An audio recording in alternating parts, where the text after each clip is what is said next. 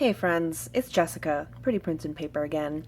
And I have been meaning to make this video for a long time, and I'm sure there are others out there, but I wanted to give you a quick comparison of two of my favorite notebooks, and that is the Rhodia and the Leuchtturm 1917, the two of the most popular notebooks out there. You'll notice that I'm not reviewing the Moleskine today, mainly because I do not like it. There, I said it. I don't like the Moleskine.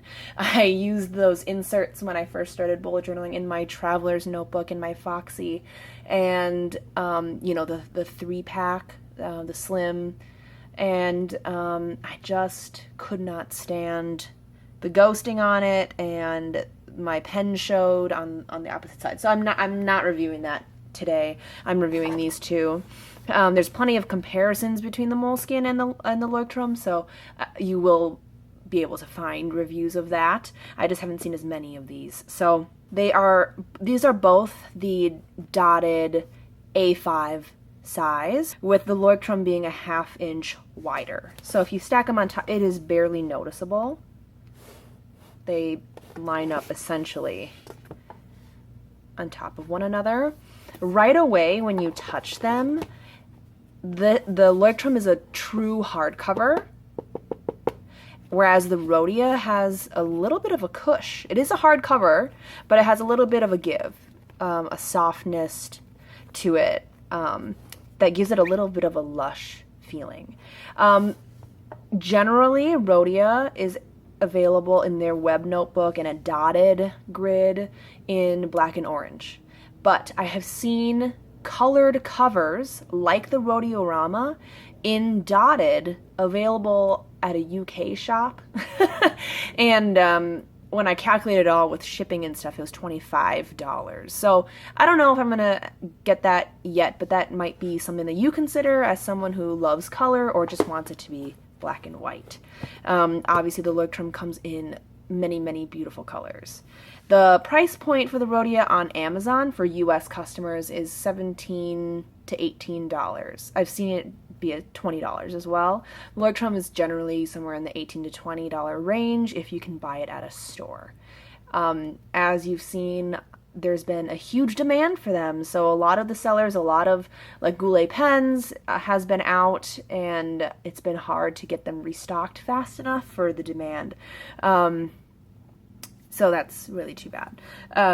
So the prices will vary quite a bit. They both have an elastic.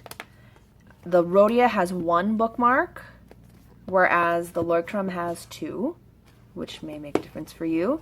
And the number of sheets is actually quite different.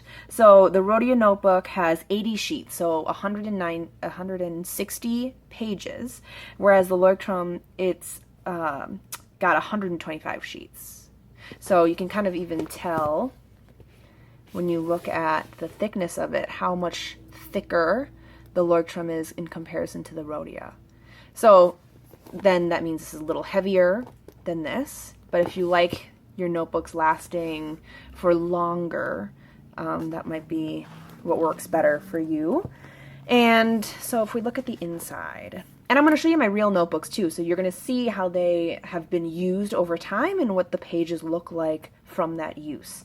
The Rhodia has Clairefontaine paper, so it's super, super smooth. It is unparalleled to any other notebook that I've owned, and is really fountain pen friendly.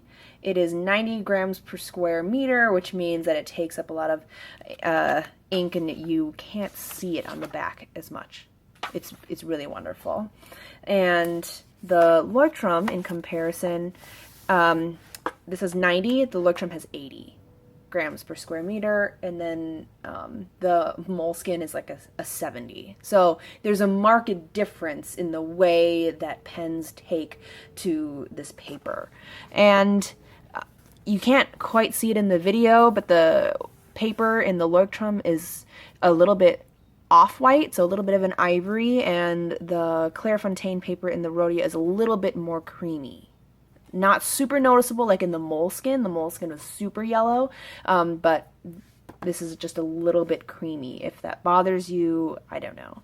But I love the paper very, very much. One of the taglines of the Leuchtturm is that the details make the difference. And you've seen in many, many reviews all the little things that they put care into, including, for example, the index, which I personally don't use. But then the numbered pages. That's the nifty part. If you're into bullet journaling and you actually use the index, the numbered pages might be really nice for you, so you don't have to personally hand number anything when you go through. And as well, the 2 different bookmarks, they're in 2 different patterns, so you can kind of decide what you want to mark in your pages, whether that's where your collections start or where you're at right now, things like that. You'll notice that you can see what I drew on the other side of this page. So I drew this in pencil on the front. It's pretty obvious on the back. I was kind of surprised by that because I know a lot of people really love these notebooks, and I was surprised at how much it ghosted on the back. You can see the grid here. And you can kind of see through to the next page of what I have upcoming in here, which was surprising. So the pages were a little thinner, but I mean, it lays flat. And once you draw on the other side, sometimes you forget that it's ghosting. But I was really surprised to see. So, like all my notes here, I don't know if I would write in the back of this. Anyway, I think you get the point, right? Lays flat, might last you longer. And then the Rhodia, it's stitched as well so that it lays flat. And you can just feel the difference when you flip the pages. It is thicker, the paper is supple, it's smooth. And so here's the cool thing, I'll get to it. When I start doing the Rock Your Handwriting Challenge, and I start using, so a lot of this is fountain pen. You can barely see it on the back.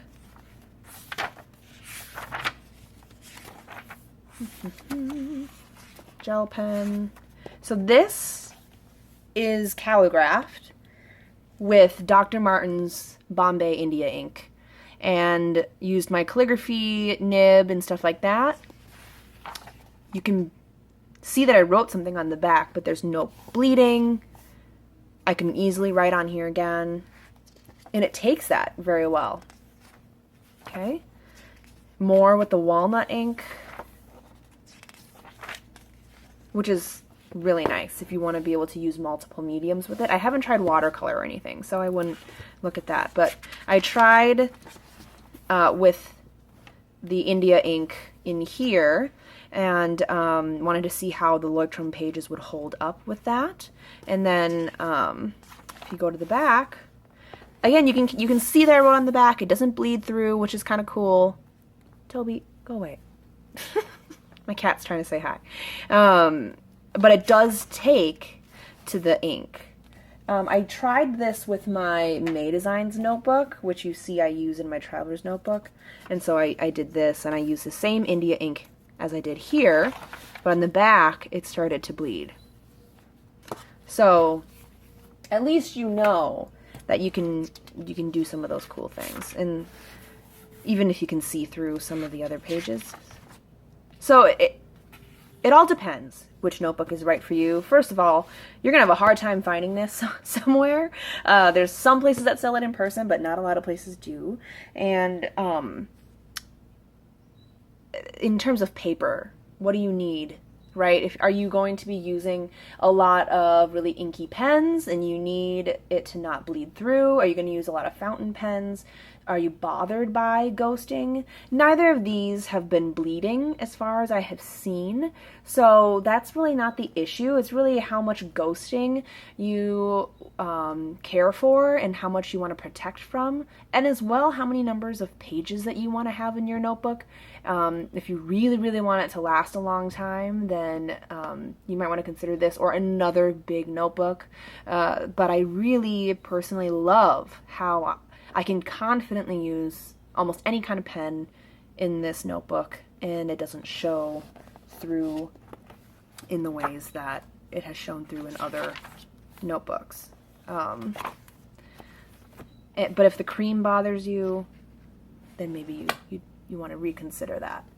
But that is all I have for you today. If there's any other questions that I missed or anything, let me know.